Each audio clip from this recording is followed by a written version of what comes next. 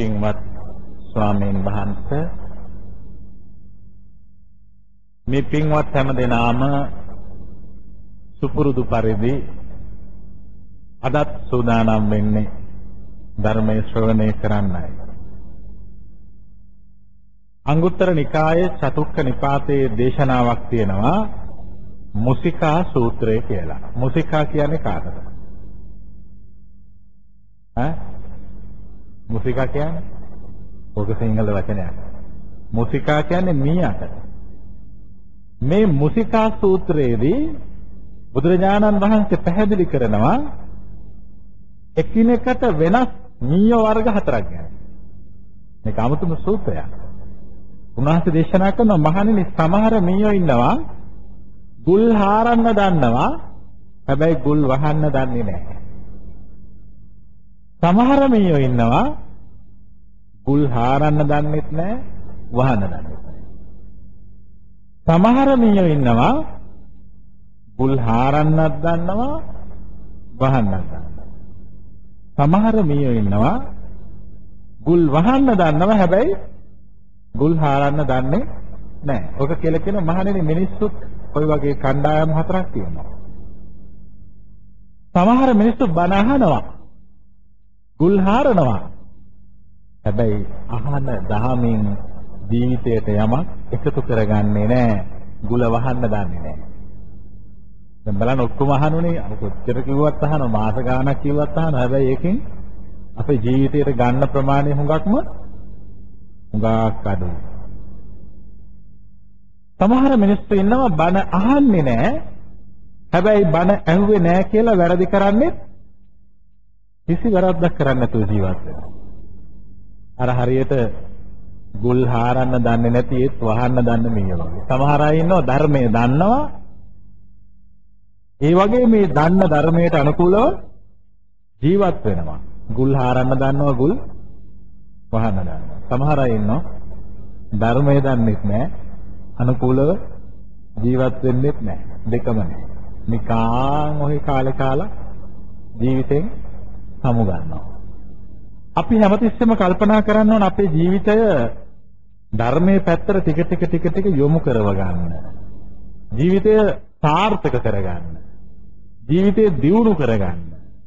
දියුණු කරගන්න නම් පුළුවන් තරම් ජීවිතයට ධර්මය එකතු විය යුතුයි. දැන් අද දවසේ මම ඔයයන්ට සාකච්ඡා කරන්න බලාපොරොත්තු වෙන්නේ වටිනා සූත්‍රයක්.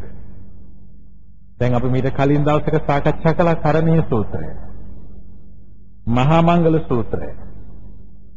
අද සාකච්ඡා කරන්නේ මේ හැමෝටම වැදගත් වෙන දේශනාවක්. හැමෝම කැමතිනේ දියුණු වෙන්න. දියුණු වෙන්න අකමැති කෙනෙක් ලෝකේ නැහැ. ආර්ථික වශයෙන් දියුණු වෙන්න කැමති. ඒ වගේම ආධ්‍යාත්මීය වශයෙන් දියුණු වෙන්න කැමති. ඔය දෙපැත්තම දියුණු වෙන්න ඕන. අංගුත්තර නිකායේ තික නිපාතයේ දේශනාවක් තියෙනවා. බුදුරජාණන් වහන්සේ පැහැදිලි කරනවා සමහර මිනිස්සු ඉන්නවා මේ මිනිස්සුන්ට තියෙන එක ඇහැයි. ඒක චක්කු. ඒ වගේ සමාජයේ සමහර මිනිස්සු ඉන්නවා මේ මිනිස්සුන්ට තියෙන ආර්ථිකයක් විතරයි. ඔයත් දැකලා නැද්ද? ආර්ථිකයක් විතරයි තියෙන්නේ. සල්ලි තියෙනවා හැබැයි ප්‍රශ්නයක් වෙච්ච වෙලාවට කවුද ඉන්නේ? ඒ සල්ලි වලට ප්‍රශ්න විසඳන්න බෑ. එක්ක සියදි විනාශ ගන්නවා. නැත්තම් සියල්ල විනාශ කර ගන්නවා. සමහර මිනිස්සු ඉන්නවා අන්ධ ඇස් දෙකම නැහැ. ඒ කියන්නේ ආර්ථික ශක්තියකුත් නැහැ. ආධ්‍යාත්මීය පැත්තකුත් වර්ධනය කරගෙන නැහැ. සමහරු ඉන්නවා ද්විචක්කු. ද්විචක්කු කියන්නේ ඇස් දෙකම හොඳට පේනවා. ඒ කියන්නේ ආර්ථිකය කියන හැත් හොඳට හැදිලා තියෙනවා. ආධ්‍යාත්මය කියන හැත් හොඳට හැදිලා තියෙනවා.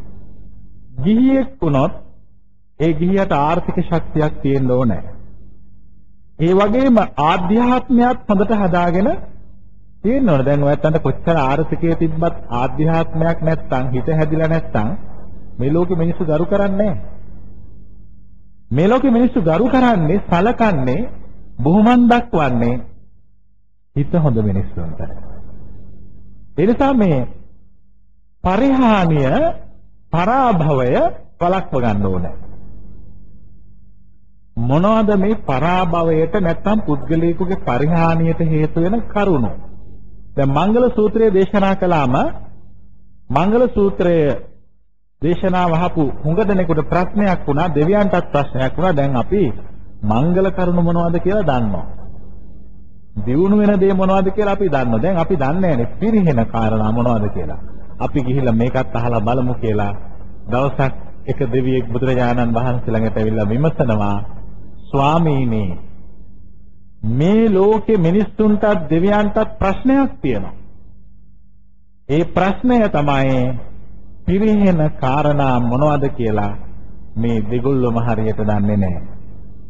පරා භවං තං පුරිසං මයං පුච්ඡාම ගෝතමං භගවන්තං පුට්ඨුමා ගම්ම කිං පරාභවතෝ මුඛං. ඔබ වහන්සේ අපිට අනුකම්පා කළ දේශනා කරන්න මිනිහෙක් පරිහානියටපත් වෙන කරුණු මොනවද කියලා. දැන් ඒතර බුදුරජාණන් වහන්සේ මේ ඉල්ලීම කළාම ගාථා 12ක් දේශනා කරනවා.